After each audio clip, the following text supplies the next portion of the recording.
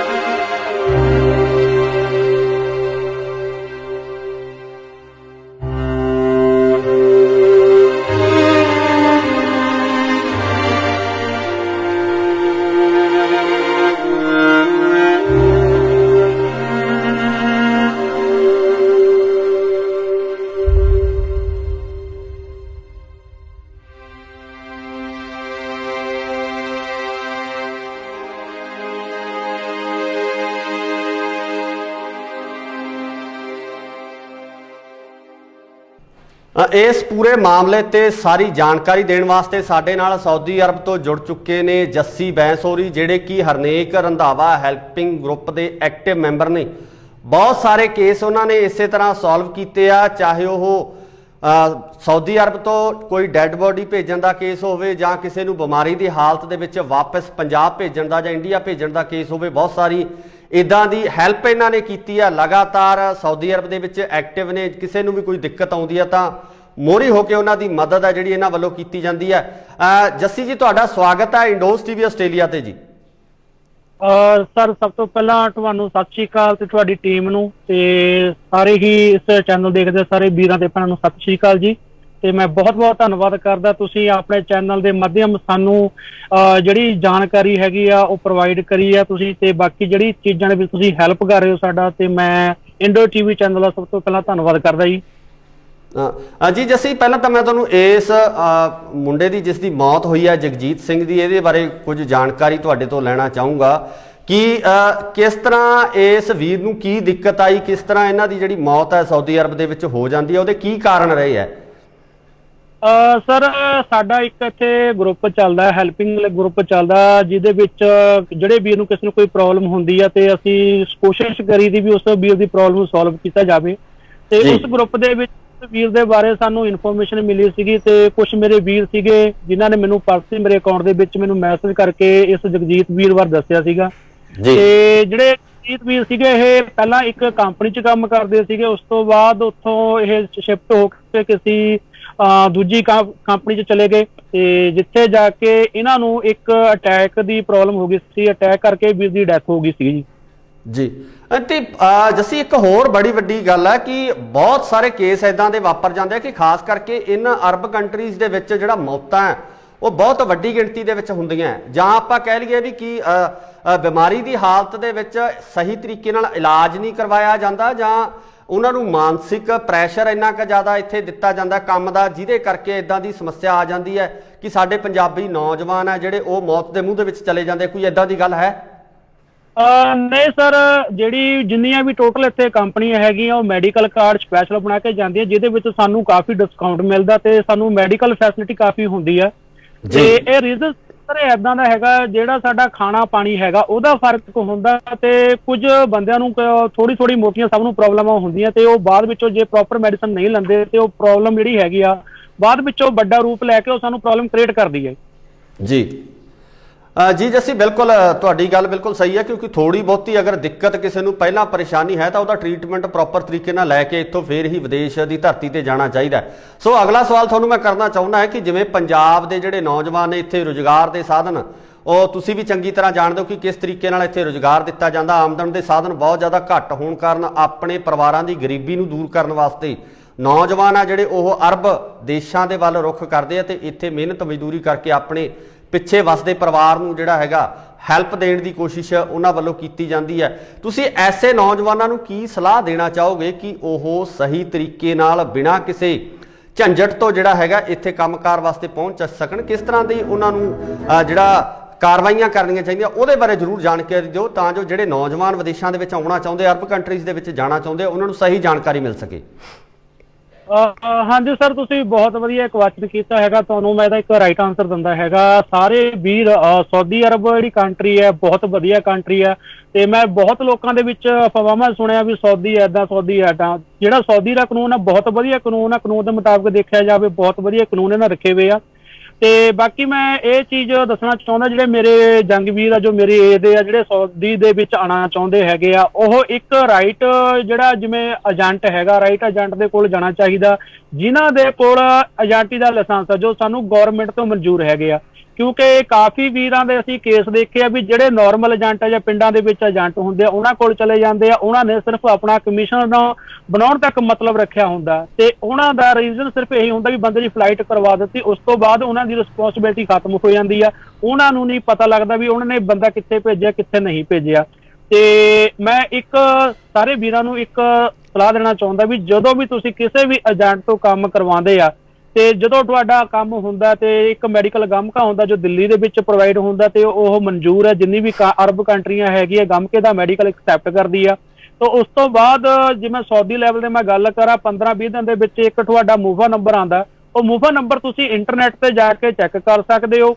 ਤੇ ਉਹਦੇ ਨਾਲ ਤੁਹਾਨੂੰ ਇੱਕ ਚੀਜ਼ ਦਾ ਬੈਨੀਫਿਟ ਹੁੰਦਾ ਵੀ ਤੁਹਾਡੀ ਜਿਹੜੀ ਕੰਪਨੀ ਆ ਜਾਂ ਜਿਹੜੀ ਤੁਹਾਨੂੰ ਕੰਪਨੀ ਨੇ ਸਪਾਂਸਰ ਕਰਿਆ ਸੀ, ਜਿਹੜੀ ਕੰਪਨੀ ਨੇ ਤੁਹਾਡੀ ਇੰਟਰਵਿਊ ਲੱਤੀ ਸੀਗੀ, ਉਹਦੇ ਵਿੱਚ ਤੁਹਾਨੂੰ ਇਹ ਪਤਾ ਲੱਗ ਜਾਂਦਾ ਵੀ ਜਿਹੜੀ ਕੰਪਨੀ ਤੁਹਾਡੀ ਇੰਟਰਵਿਊ ਲੱਤੀ ਸੀ ਵੀ ਉਹੀ ਕੰਪਨੀ ਉਹੀ ਸਪਾਂਸਰ ਤੁਹਾਡੀ ਉਸ ਲੈਟਰ ਦੇ ਵਿੱਚ ਲਿਖੀ ਵੀ ਹੈ ਜਾਂ ਨਹੀਂ। ਜੇ ਨਹੀਂ ਲਿਖੀ ਵੀ ਤਾਂ ਪਲੀਜ਼ ਕਦੇ ਵੀ ਨਾ ਆਓ, ਕਿਉਂਕਿ ਉਹ ਕੰਪਨੀਆਂ ਕੀ ਹੁੰਦਾ ਵੀ ਇੱਥੇ ਕੁਝ ਏਜੰਟ ਏਦਾਂ ਦੇ ਨੇ ਵੀ ਵਧੀਆ ਕੰਪਨੀਆਂ ਦੀਆਂ ਉਹ ਇੰਟਰਵਿਊ ਦਿਖਾ ਕੇ ਬਾਅਦ ਵਿੱਚੋਂ ਰੈਂਟਵੇਜ਼ ਕੰਪਨੀਆਂ ਦਾ ਵੀਜ਼ਾ ਕਢਵਾ ਦਿੰਦੇ ਆ। ਰੈਂਟਵੇਜ਼ ਜਿਹੜੀ ਕੰਪਨੀ ਹੁੰਦੀ ਆ ਸਰ ਉਹਦੇ ਵਿੱਚ ਪ੍ਰੋਬਲਮ ਬਹੁਤ ਜ਼ਿਆਦਾ ਆਉਂਦੀ ਹੈ। ਉਹਦੇ ਵਿੱਚ ਇਹ ਹੁੰਦਾ ਵੀ ਜੇ ਤੁਸੀਂ ਜਿੰਨਾ ਚਿਰ ਇੱਥੇ ਕੰਮ ਕਰਦੇ ਹੋ ਉਨਾ ਚਿਰ ਤੁਹਾਨੂੰ ਸੈਲਰੀ ਮਿਲਦੀ, ਉਸ ਤੋਂ ਬਾਅਦ ਸੈਲਰੀ ਸਰ ਤੁਹਾਡੀ ਬੰਦ ਹੋ ਜਾਂਦੀ ਹੈ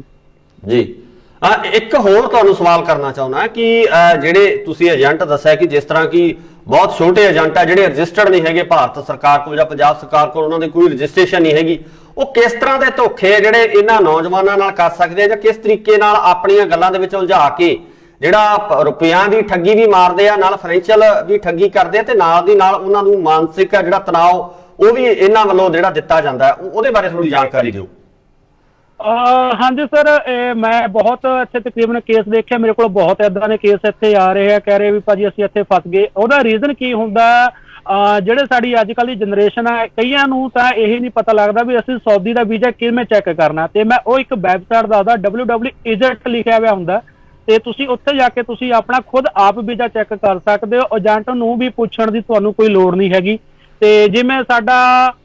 ਮੈਂ ਤੁਹਾਨੂੰ ਦੱਸਣਾ ਚਾਹੁੰਦਾ ਵੀ ਮੈਂ ਹਰਨੇਕ ਸਿੰਘ ਰੰਧਾਵਾ ਹੈਲਪਲਾਈਨ ਕੈਨੇਡਾ ਦਾ ਇੱਕ ਮੈਂਬਰ ਆ ਤੇ ਜੋ ਵੀ ਸਾਊਦੀ ਦਾ ਕੰਮ ਜਾਂ ਸਾਡੇ ਉਸ ਗਰੁੱਪ ਦੇ ਵਿੱਚ ਕੰਮ ਹੁੰਦੇ ਆ, ਜਿੰਨੇ ਵੀ ਮੁੰਡੇ ਸਾਡੇ ਉੱਥੇ ਇਸ ਟਾਈਮ 3600 ਤੋਂ ਅਪ ਮੈਂਬਰ ਹੈਗੇ ਨੇ ਤੇ ਉਹ ਸਾਰੇ ਹੀ ਮੁੰਡੇ ਅਰਬ ਕੰਟਰੀਆਂ ਜਾਂ ਕੈਨੇਡਾ ਦੇ ਲਈ ਹੀ ਉੱਥੇ ਸਾਰੀ ਗੱਲਬਾਤ ਪੁੱਛੀ ਜਾਂਦੀ ਹੈ ਤੇ ਅਸੀਂ ਉੱਥੇ ਗਰੁੱਪ ਦੇ ਵਿੱਚ ਸਾਰੇ ਵੀਰਾਂ ਨੂੰ ਇੱਕ ਵਧੀਆ ਗਾਈਡਨੈਸ ਦੇਈਦੀ ਆ। ਤੇ ਕਿਉਂਕਿ ਵੀ ਸਾਨੂੰ ਇਹੀ ਹੁੰਦਾ ਵੀ ਕੋਈ ਵੀਰ ਕਿਸੇ ਚੱਕਰ ਦੇ ਵਿੱਚ ਆ ਕੇ ਨਾ ਫਸ ਜਾਵੇ। ਉਹਦੇ ਵਿੱਚ ਮੈਂ ਇਹ ਚੀਜ਼ ਦੱਸਣਾ ਚਾਹੁੰਦਾ ਹੈਗਾ ਵੀ ਤੁਸੀਂ ਜਿਹੜਾ Harnek Singh Randhawa helpline Canada group member ਆ, ਉਹਦੇ ਵਿੱਚ ਤੁਸੀਂ ਜੁਆਇਨਿੰਗ ਕਰਕੇ ਹਰ ਇੱਕ ਕੰਟਰੀ ਦੀ ਇੱਕ ਰਾਈਟ ਇਨਫੋਰਮੇਸ਼ਨ ਤੁਸੀਂ ਲੈ ਸਕਦੇ ਹੋ। ਤੇ ਉਸ ਗਰੁੱਪ ਦੇ ਵਿੱਚੋਂ ਜੇ ਮੈਂ ਦੇਖਿਆ ਜਾਵਾਂ ਘੱਟੋ ਘੱਟ 8-10 ਮੁੰਡੇ ਮੈਂ ਇੱਥੇ ਸਾਊਦੀ ਦੇ ਵਿੱਚ ਬੁਲਾ ਚੁੱਕਿਆ, ਵਧੀਆ ਕੰਪਨੀ ਦੇ ਵਿੱਚ ਬੁਲਾ ਚੁੱਕਿਆ, ਤੇ ਅੱਜ ਉਹ ਮੁੰਡੇ ਆਪਣਾ ਡਰਾਈਵਿੰਗ ਲਾਇਸੈਂਸ ਬਣਾ ਕੇ ਵਧੀਆ ਆਪਣਾ ਖੁਸ਼ਹਾਲ ਜੋ ਭਵਿੱਖ ਉਹਨੂੰ ਵਧੀਆ ਬਣਾ ਰਹੇ ਨੇ। ਹਾਂ ਜੱਸੀ ਜੀ, ਇੱਕ ਸਵਾਲ ਤੁਹਾਨੂੰ ਮੈਂ ਹੋਰ ਕਰਨਾ ਚਾਹੁੰਦਾ ਕਿ ਜਿਸ ਤਰੀਕੇ ਨਾਲ ਕਿਸੇ ਮੁੰਡੇ ਨੂੰ ਜਾਂ ਕਿਸੇ ਬੱਚੇ ਨੂੰ ਇੱਥੇ ਪ੍ਰੋਬਲਮ ਆ ਜਾਂਦੀ ਆ, ਚਾਹੇ ਉਹ ਹੈਲਥ ਇਸ਼ੂ ਆ ਜਾਂ ਕਿਸੇ ਹੋਰ ਤਰ੍ਹਾਂ ਦੀ ਦਿੱਕਤ ਆ ਜਾਂਦੀ, ਤਾਂ ਕੰਪਨੀਆਂ ਵੱਲੋਂ ਕਿੰਨਾ ਕੁ ਸਹਿਯੋਗ ਆ ਜਿਹੜਾ ਕੀਤਾ ਜਾਂਦਾ? ਖਾਸ ਕਰਕੇ ਆਪਾਂ ਦੇਖਦੇ ਹਾਂ ਕਿ ਜਦੋਂ ਕਿਸੇ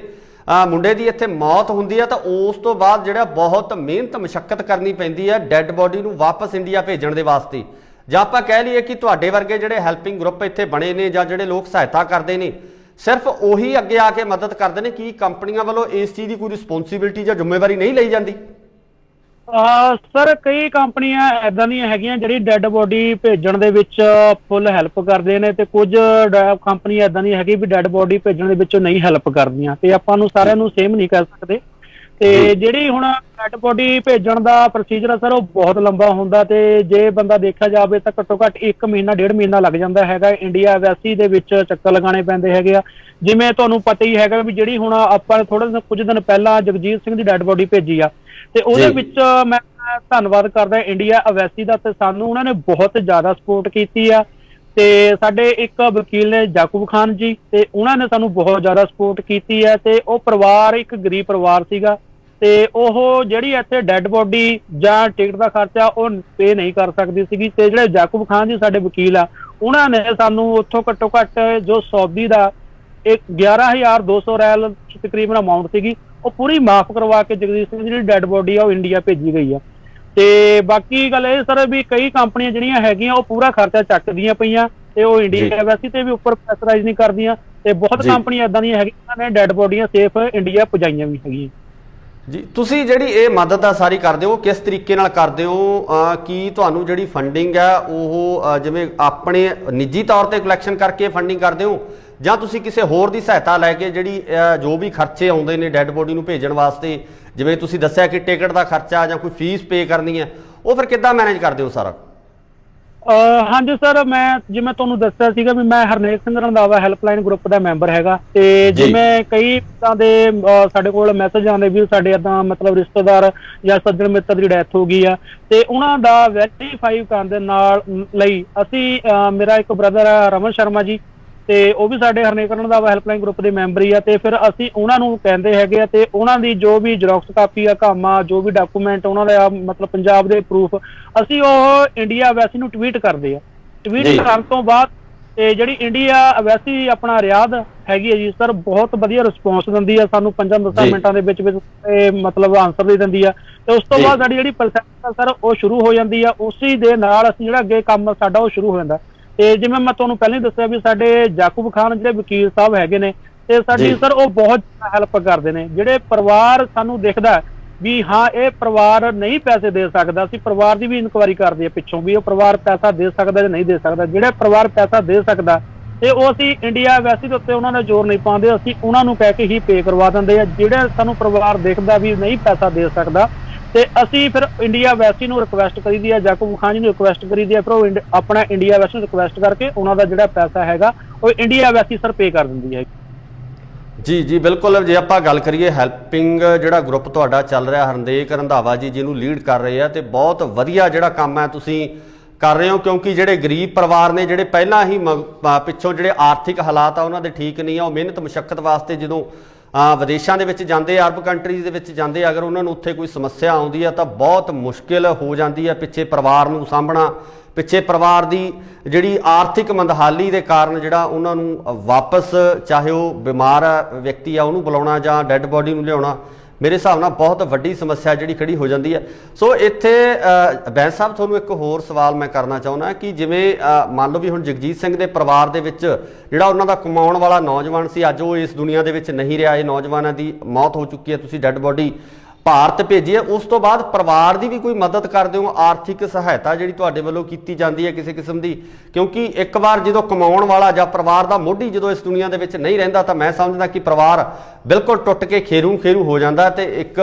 ਗਰੀਬੀ ਦੀ ਕਗਾਰ ਤੇ ਉਹ ਆ ਜਾਂਦਾ। ਤੇ ਫਿਰ ਉਹਨਾਂ ਦੇ ਪਰਿਵਾਰਾਂ ਦੀ ਮਦਦ ਵਾਸਤੇ ਵੀ ਤੁਸੀਂ ਕੁਝ ਪਲਾਨ ਕੀਤਾ ਜਾਂ ਇਸ ਤਰ੍ਹਾਂ ਦੀ ਮਦਦ ਤੁਸੀਂ ਕਰਦੇ ਹੋ? ਸਰ ਜਿਹੜਾ ਅਸੀਂ ਆਪਣੇ ਲੈਵਲ ਤੇ ਕੰਮ ਕਰ ਰਹੇ ਆ, ਸਾਡੇ ਤੋਂ ਜਿੰਨਾ ਕਿਸੇ ਦੀ ਆਪਣੇ ਗਰੁੱਪ ਵੱਲੋਂ ਹੈਲਪ ਹੁੰਦੀ ਸਰ ਅਸੀਂ ਜ਼ਰੂਰ ਕਰਦੇ ਹੈਗੇ ਆ। ਬਾਕੀ ਸਰ ਏਦਾਂ ਹੁੰਦਾ ਜਿਹੜੀ ਕੰਪਨੀ ਦੇ ਵਿੱਚ ਜੇ ਕਿਸੇ ਬਾਈ ਚਾਂਸ ਕਿਸੇ ਬੰਦੇ ਦੀ ਡੈਥ ਹੁੰਦੀ ਆ ਤੇ ਉਹ ਕੰਪਨੀ ਹੀ ਇੰਡੀਆ ਵੈਸੀ ਨੂੰ ਪੈਸੇ ਟ੍ਰਾਂਸਫਰ ਕਰਦੀ ਆ।